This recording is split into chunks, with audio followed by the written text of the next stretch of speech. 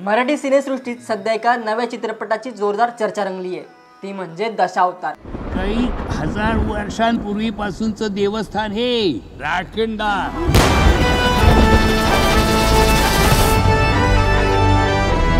मुख्य भूमिकेत दिलीप प्रभावळकर, महेश मांजरेकर, सिद्धार्थ मेनन, अभिनय बेडे आणि त्यांच्यासोबत प्रियदर्शनी इंदलकर अशी तगडी स्टार कास्ट। ट्रेलर पाहताच कोकणातील मातीचा गंध, तिथल्या परंपरा आणि तिथल्या इरसाल माणसांचा स्वभाव एवढा सगळा डोळ्यासमोर उभा राहतो। पण नेमकं हा दशावतार म्हणजे काय? दशावतार ही कोकणातील सिंधुदुर्ग जिल्ह्यातील एक लोककला।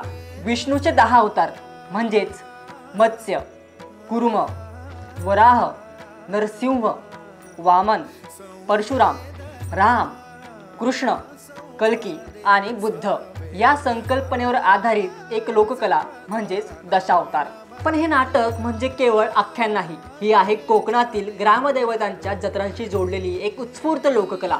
गावात उत्सव असो, देवळात यात्रा असो किंवा जत्रा, पण ती दशावताराच्या खेळाशिवाय अपूर्णच। दिवसभर गाऱ्हाणे, नवस, पालखीचे कार्यक्रम होतात आणि रात्री उशिरा सुरू होतो तो म्हणजे दशावतारी नाटकांचा सोहळा। पण एक मिनिट, स्टेजचं काय?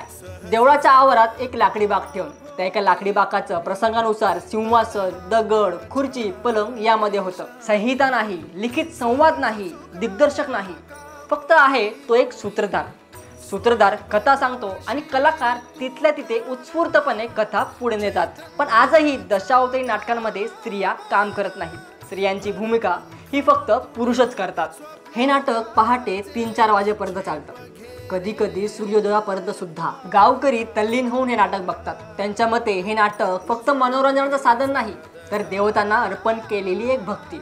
यालाच लोक धय कालो असंही म्हणतात। या कलेचा ठसा 17व्या शतकातही सापडतो। रामदास स्वामींच्या दासबोध या ग्रंथात सुद्धा याचा उल्लेख आहे। शतकानुशतक फक्त लोकाश्रयावर चालणारी ही कला आजही जिवंत आहे। टीव्ही, इंटरनेटच्या जमान्यात सुद्धा तिथली लोक रात्री जागून दशावतार बघतात। एकंदरीत काय, आजच्या तांत्रिक युगात सुद्धा दशावतारी कला जिवंत आहे। हा कोकणाच्या सांस्कृतिक वारशाचा, अस्मितेचा, वैभवाचा समानार्थी आहे। हा समृद्ध वारसा येणाऱ्या पिढीसाठी जपून ठेवला पाहिजे आणि हाच वारसा मोठ्या पडद्यावर सुद्धा झळकणार आहे, तो म्हणजे दशावतार या सिनेमाच्या रूपाने।